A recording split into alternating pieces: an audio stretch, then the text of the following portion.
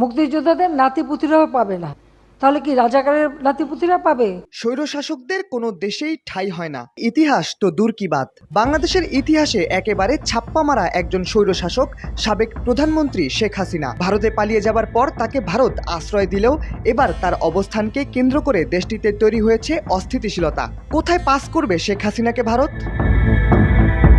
গত বছরের 5 আগস্ট বাংলাদেশের মানুষের চোখ ফাঁকি দিয়ে একটি সামরিক হেলিকপ্টারে চড়ে ভারতে পাড়ি জমান শেখ হাসিনা। সেখানেই তাকে এ পর্যন্ত আদর যত্নে লালন পালন করছে ভারত। আর সেখানে বসেই বাংলাদেশকে নিয়ে ষড়যন্ত্র করতে থাকেন ফ্যাসিস্ট হাসিনা। ভেবেছিলেন হয়তো ভালোই থাকবেন ভারতের আশ্রয়ে, তবে শেখ হাসিনা ভারতে যাওয়ার পর ভারতে যেভাবে রাজনীতিতে অস্থিতিশীলতা তৈরি হয়েছে, তেমনি অস্থির হয়েছে বিশ্ব রাজনীতি। এবার খোদ শেখ হাসিনাকে নিয়েই অস্থির হয়ে উঠেছে ভারত।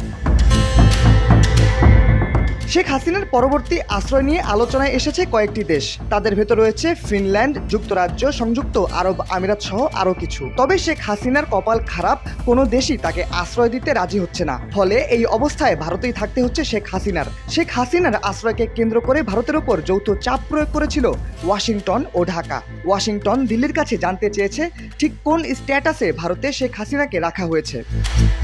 বিবিসি বাংলার এক প্রতিবেদন অনুসারে ভারতে অবস্থানের ক্ষেত্রে শেখ রেহানার ক্ষেত্রে কোনো সমস্যা নেই, কারণ তার ব্রিটিশ পাসপোর্ট রয়েছে। তার সুবাদে রেহানা যতদিন খুশি ভারতে থাকতে পারবেন। তবে বাংলাদেশের সাবেক প্রধানমন্ত্রী হিসেবে শেখ হাসিনার যে ডিপ্লোম্যাটিক বা অফিসিয়াল পাসপোর্ট রয়েছে সেটিও এখনও বৈধ। তার সুবাদে তিনি অন্তত 1.5 মাস কোনো ভিসা ছাড়াই অনায়াসে ভারতে অবস্থান করতে পারবেন। তবে ইতোমধ্যে শেখ হাসিনা অনেকদিন ভারতে সময় কাটিয়ে ফেলেছেন। সে পাসপোর্ট প্রত্যাহার করা না হলে আরও 1 মাস তিনি আইনসম্মতভাবেই ভারতে থাকতে পারবেন। তার সেই পাসপোর্ট রিভোকড বা প্রত্যাহার হলে জটিলতা দেখা দিতে পারে। তা না হলে এই সময়সীমার মধ্যে ভারতে তার অবস্থান সম্পূর্ণ আইনসম্মত। প্রসঙ্গত, হাসিনা ভারতে চলে আসার পর সে দেশটির বিদেশ মন্ত্রী এস জয়শঙ্কর জানান, খুব অল্প সময়ের নোটিশে ভারতে এসেছিলেন শেখ হাসিনা। শাহরিয়ার আহমেদ, দৈনিক ডেস্টিনি।